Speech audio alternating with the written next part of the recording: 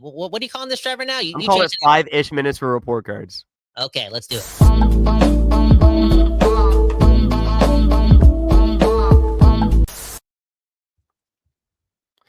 All right, 5-ish minutes for report cards. I'll go first. I'm going to rip through a few. You stop me if you want to. Thatcher Demko, I'm giving an A tonight, right? It was pretty much a flawless performance from Thatcher Demko. Even if he lets in the 3 goals, really, he's the reason the Canucks won the game. He's able to keep them in it early when they were getting outplayed. Linus Karlsson, going to give this guy a B, right? Just good solid performance. Only 7 minutes ice time, but he made an impact. Evander Kane, his first A- of the season, man. Evander Kane, easily his best performance as a Canuck. Victor Mancini showing off the wheels tonight. I'm going to give him a B.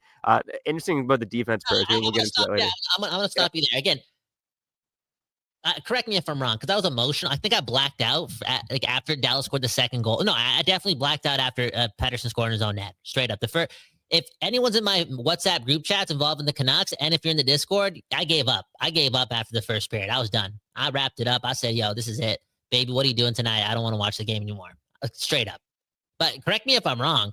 I don't know how much minutes Mancini played, but I feel like when he did play, he was 90% of the time really good executing and ultimately not making mistakes. And in a game like that was moving really quick, I'm going to give him kudos. And normally this is not the case because I like players like tapping into their instincts or whatnot, but I'm going to give kudos to Mancini for playing a simple game today. For real, against a really good team. He played a simple game, and Kyle, you want to know who his most common lineman was tonight? Because it wasn't DPD. That's Quinn Hughes. It was Quinn Hughes, man. I mean, fascinating to see those guys together. He plays 5-13 with Quinn Hughes at even strength, about 3-ish minutes with Marcus Pettersson, and about one shift, 118 overall with DPD. So, yeah, that was a fascinating development, right? The Canucks deciding to go away from Hughes and Hronek for the majority of this game. And, I mean, when you win, it's always the right call. But it was a risk against this Stars team to put those guys together, or against any NHL team, right? The NHL is a tough league to be in. And it's hard to have a rookie defense pairing out there, especially when they were kind of looking so-so over the first couple games. I guess Mancini only played one game prior to tonight. So, that'll be interesting to see if the Canucks keep that up. But for tonight, it worked. Jake DeBrusk, I'd give a B+. Philip Pedal, A-, man. Max Hassan, I'm giving this guy the A, buddy. Holy, Max Hassan was buzzing all night long, showing the speed. I wonder if he's going to stay with this team if he keeps putting up performances like that. Be curious to see if he gets more penalty kill time as well. Yeah, I don't know. Maybe he's not an analytical darling, but I feel as if Max Hassan, even last year, gave you very little reason to send him down, based on how we were playing and based on his skating ability, and maybe it's like logistics in the business and the two-way contract and the waiver stuff, boom, bam. But I guess what I'm trying to say, like, he's been a good Vancouver Canuck a lot of times already in this short NHL career of his. Yeah.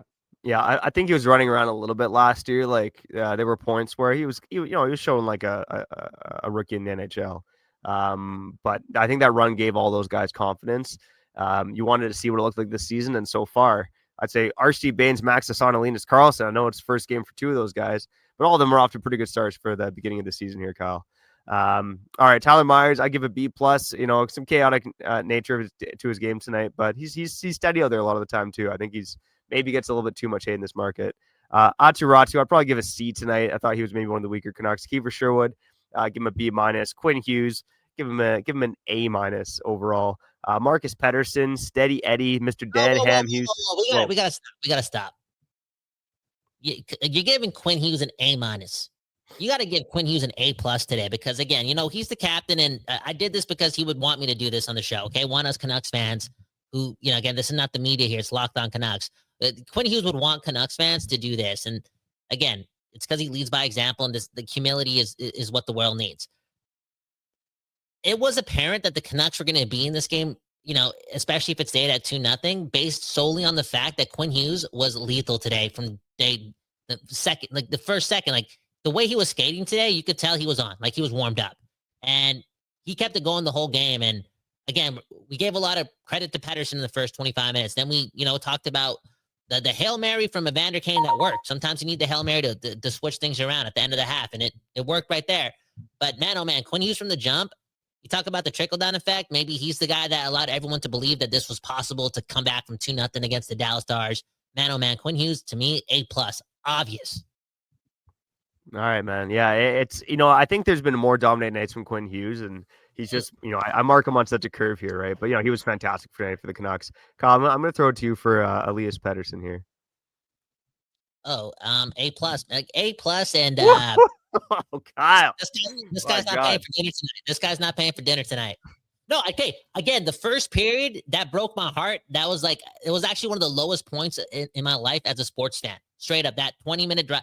Again, whoever's tapped in with Kyle, join the Discord, join the WhatsApp group chats one day.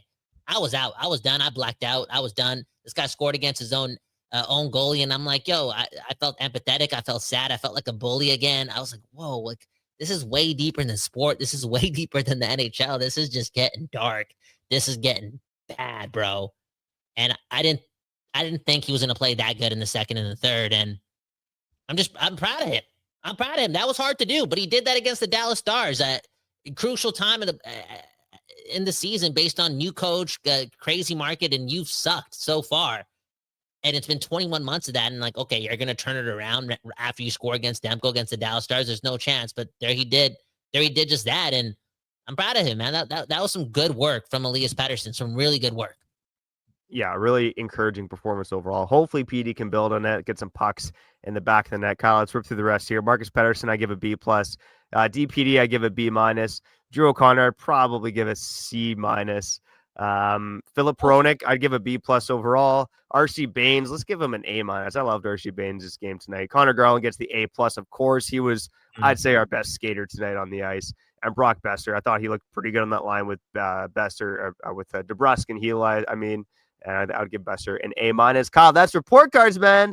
Let's throw it to the people on the other side here on Locked On Canucks.